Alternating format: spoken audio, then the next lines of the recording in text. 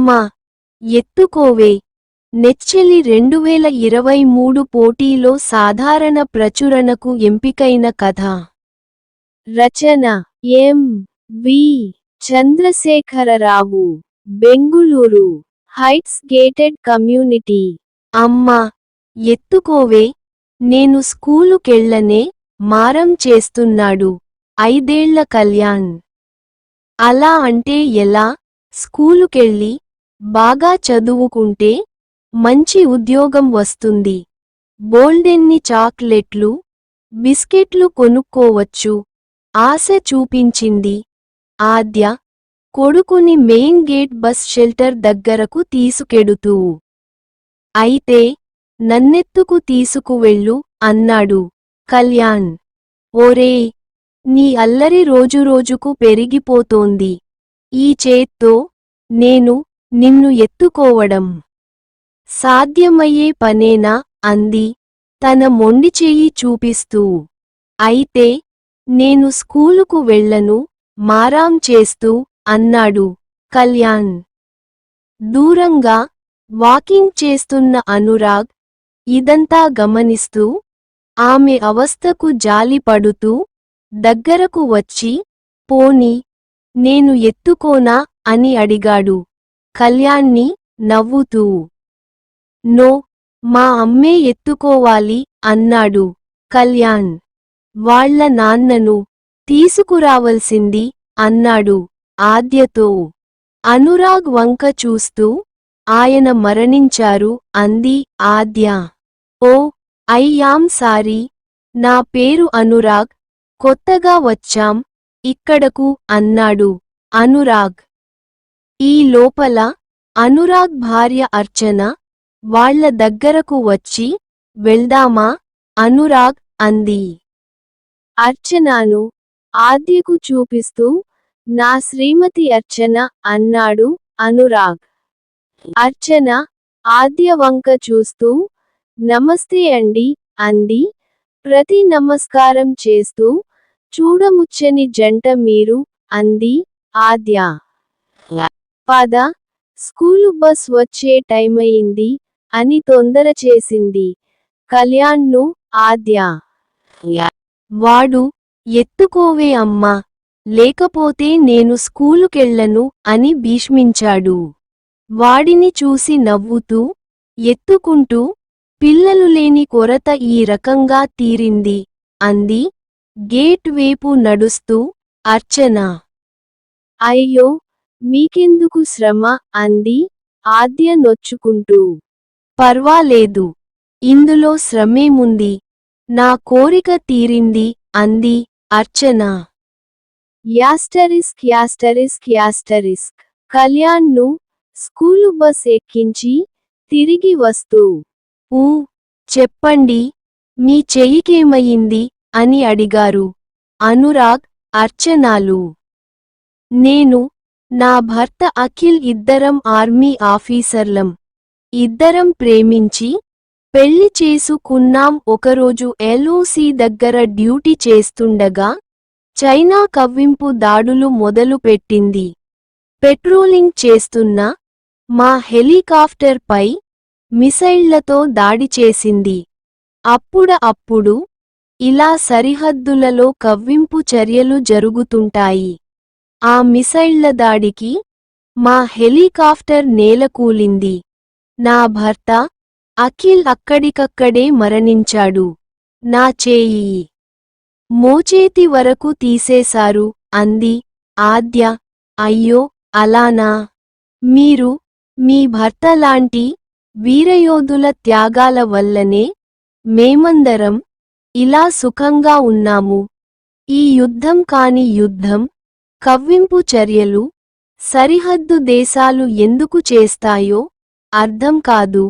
ప్రతి ఏటా అనేక మంది వీరజవాన్లు ఈ కవ్వింపు చర్యలలో మరణిస్తున్నారు. పాపం, వారి కుటుంబాలు రోజూ చాలా కష్టాలు పడుతున్నాయి అని అన్నాడు అనురాగ్. ఇందులో త్యాగమేమీ లేదు. అది మా ఉద్యోగధర్మం అంతే. ఆర్మీ ఉద్యోగంలో చేరినప్పుడే దేశం కోసం మా ప్రాణాలు పణంగా పెట్టాం అంది ఆద్య.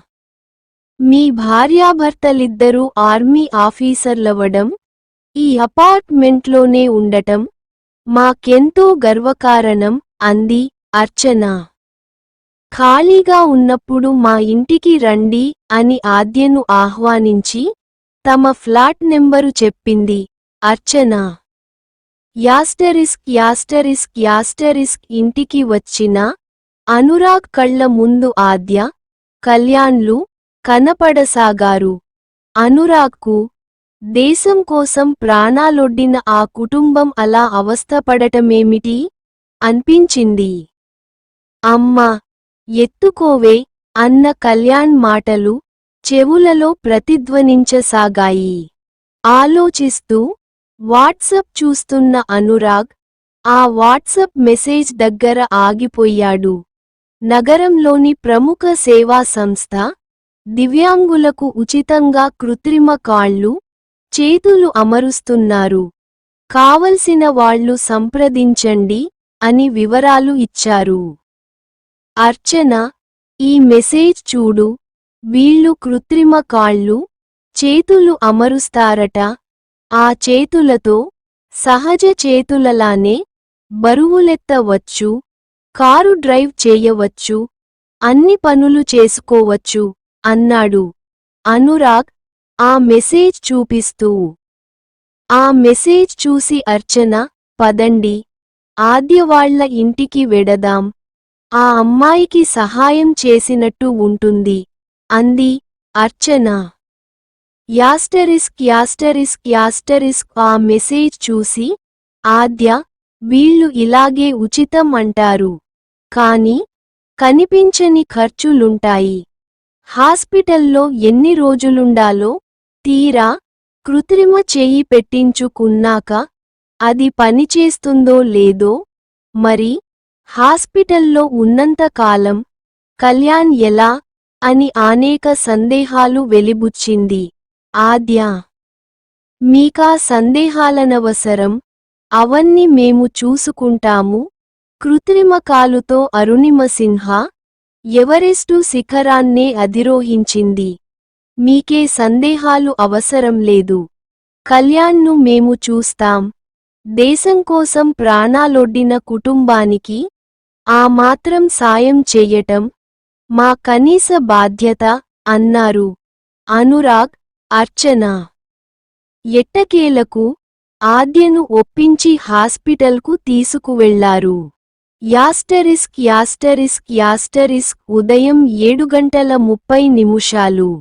అనురాగ్, అర్చనాలు వాకింగ్ చేద్దామని సి బ్లాకు నుంచి కిందకు దిగారు.